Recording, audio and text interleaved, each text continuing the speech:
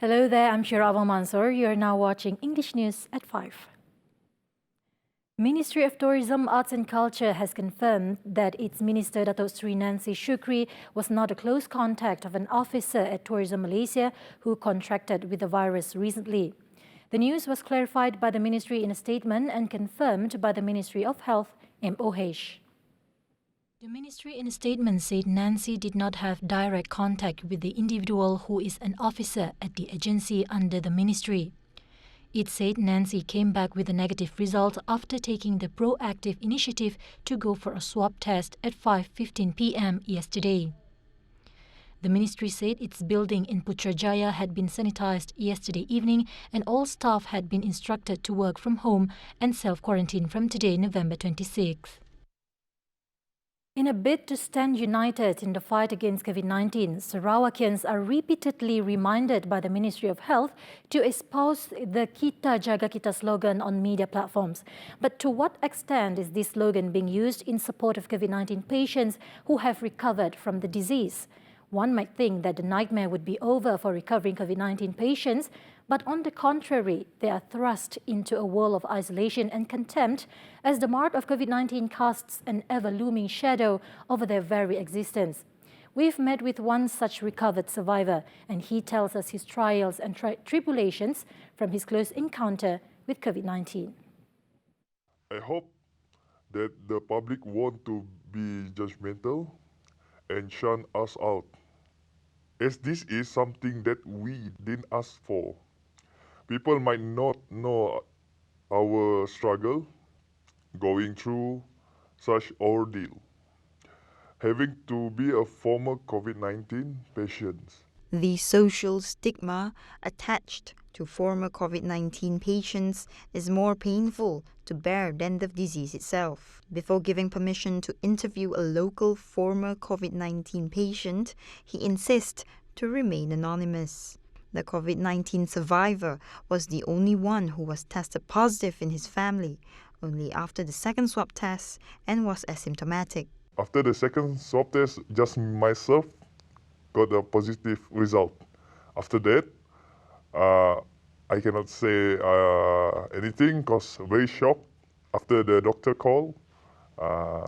And then they said the ambulance will come to take you to go to hospital for a check and the quarantine for 4 weeks. The patient said he was in fear of whether he was going to be able to even make it through the quarantine period.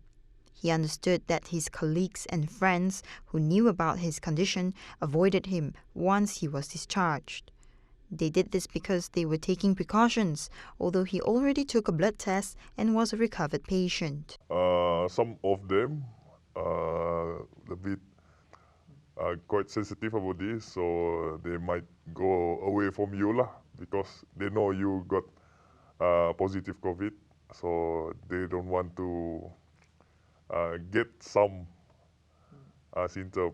Acknowledging that his family gave him the biggest support and concern upon his recovery in motivating him from harboring bitter feelings.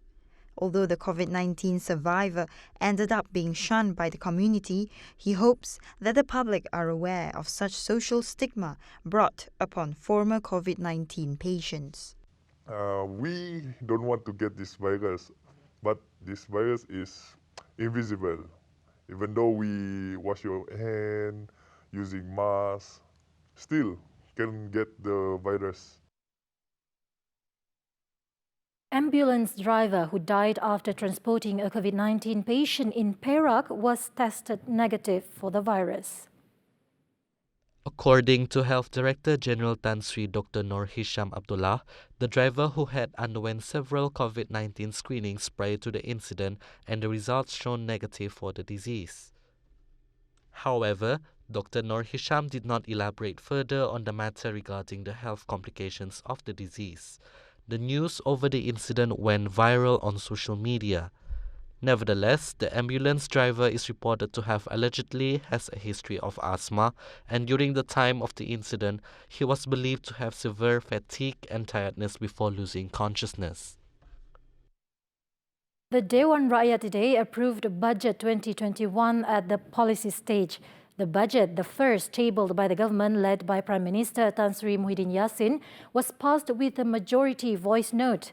Budget 2021 was tabled by Finance Minister Tengku Datuk Seri Zafrul Tengku Abdul Aziz on November 6th, and 82 MPs spoke during the debate from November 9th to 19th.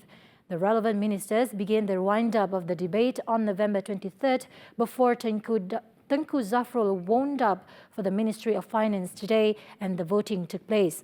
According to the Dewan Rakyat calendar, the budget will be debated at the committee stage for 10 days starting Monday. Stay tuned for more news. We'll be right back after the commercial break. Welcome back. An oil tanker carrying a load of about 42,000 litres of diesel estimated to worth 76,000 ringgit was detained by MMEA Zone Malaysian Maritime Enforcement Agency MMEA, resulting in the arrest of 4 crews, including its skipper, during the 1:05 p.m. operation on Wednesday. MMEA Maritime Zone Director Captain Muhammad Fauzi bin Othman in a statement said the vessel belonged to a local company was on a voyage to Kuala Baram, was detained about 4 nautical miles from the Kuala Baram estuary by agency's assets on patrolling under Permai. According to him, the crew comprised of 3 locals and an Indonesian aged between 32 and 40 years old. They were detained after failing to produce legal documentations. All crews and ship were escorted to the PTV Jetty Zone MMEA for further investigation. The case will be investigated under the Petroleum Safety Measures Transportation of Petroleum by Water Regulations 1985 for the expired Form C offence. The Foreign Ministry is ready to assist in bringing back Low Tech Joe or Jolo to this country if his location has been identified. Its Minister Datuk Seri Hishamuddin Tun Hussein said there was no reason for the ministry not to do so if it was informed on the location of the fugitive businessman by the police. Until now, he said Jolo's whereabouts could not be ascertained, including the possibility that is in China, as claimed by Jelutong MP RSN Raya. Hishamuddin added if the police have informed Wisma Putra of his exact location, there is no reason why Wisma Putra cannot assist in bringing him back to be brought to justice.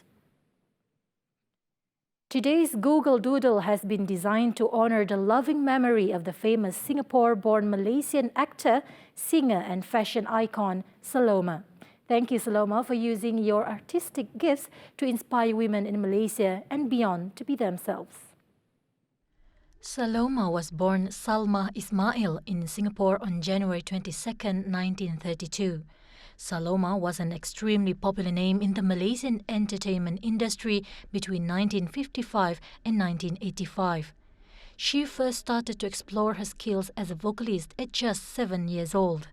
She began to sing professionally in her teens, starting her music career through performances at nightclubs and weddings. Saloma recorded over 500 songs and played roles in various movies in which she paved the way for future generations of female actors in her country.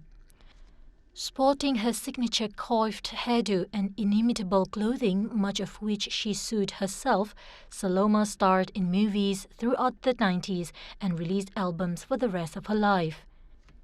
In 1961, she married fellow multi-hyphenate entertainment icon P. Ramlee, and over the years that followed, the legendary power couple forever altered Malaysian entertainment through music and film. On November 25, 1978, Saloma was honoured with Malaysia's first Biduanita Negara National Songbird Award. 3 days of national mourning have begun in Argentina after Diego Maradona's demise on Wednesday.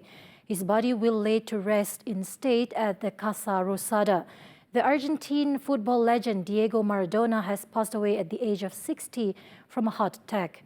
One of the game's most gifted players, the Argentine boasted a rare combination of flair, flamboyance, vision and speed which mesmerized fans. He also outraged supporters with his controversial hand of God goal and plunged into a mire of drug abuse and personal crisis off the pitch. A magician with the ball, deceptively quick and visionary passer, Maradona is considered by some as the greatest soccer player ever, edging out that other great, Brazil's Pelé.